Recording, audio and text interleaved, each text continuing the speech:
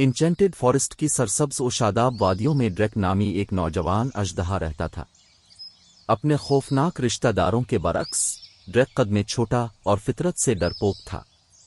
جبکہ دوسرے ڈریگنوں نے اپنے دن آگ کا سانس لیتے ہوئے اور آسمانوں پر چڑھتے ہوئے گزارے، ڈریک نے اپنے آرام دہ غار کی حفاظت کے قریب رہنے کو ترجیح دی۔ اپنے سائز کے باوجود ڈریک نے عظیم کام کرنے اور اپنے ساتھی مخلوق کی تعریف حاصل کرنے کا خواب دیکھا، لیکن جب بھی اس نے اپنے گھر کی حفاظت سے آگے نکلنے کا سوچا، خوف نے اس کے دل کو اپنی لپیٹ میں لے لیا۔ ایک دھوپ والی صبح جب ڈریک نے سر پر اڑتے ہوئے پرندوں کی طرف متوجہ ہو کر دیکھا تو اس نے جنگل میں مدد کے لیے پکارنے کی آواز سنی۔ بغیر سوچے سمجھے وہ اپنے غار سے باہر نکل آیا، بہادر بننے اور مصیبت میں مبتلا ہر شخص کی مدد کرنے کا عزم کیا۔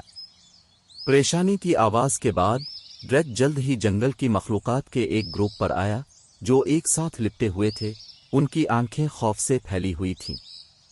ایک خوفناک ریچھ ان کے بیچ میں گھوم رہا تھا، اس کی گرہیں ان کی ریڑھ کی ہڈی کو کانپ رہی تھیں۔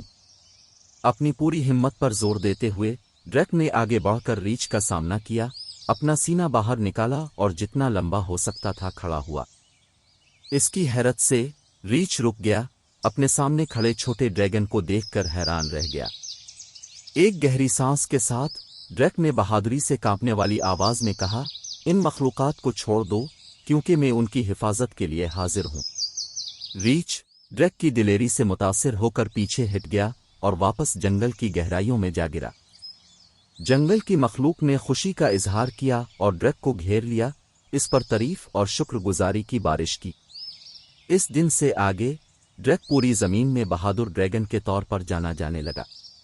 اپنے نئے اعتماد سے حوصلہ افزائی کرتے ہوئے اس نے لاتعداد مہم جوئی کا آغاز کیا، چیلنجوں کا سامنا کرنا پڑا اور ہمیشہ ضرورت مندوں کے لیے کھڑا رہا۔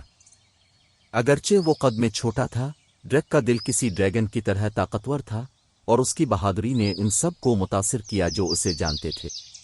اور اس طرح جادو کے جنگل میں جہاں جادو پھلا پھولا اور افسانے پیدا ہوئے، ڈریک نامی بہادر چھوٹے ڈریگن کی کہانی آنے والی نسلوں کے لیے سنائی گئی۔